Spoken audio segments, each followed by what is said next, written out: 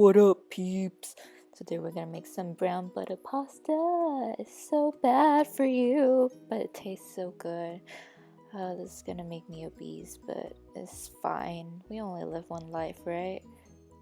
So first you're gonna melt your butter, like cut it up so it melts better, and then you're gonna just keep stirring until it's brown.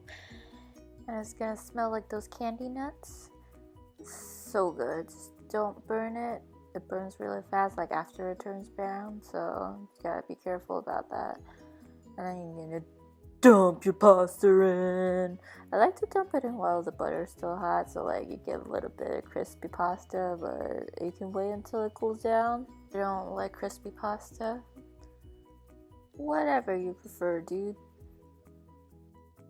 You're gonna add your Parmesan in, or any other dry cheese if you like. It's more cheese. I'm lactose intolerant, by the way.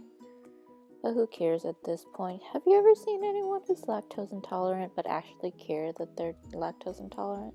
Like, you know it doesn't kill us, so like you just keep eating it anyway because dairy is awesome. There you go, our 3 ingredients pasta. Subscribe!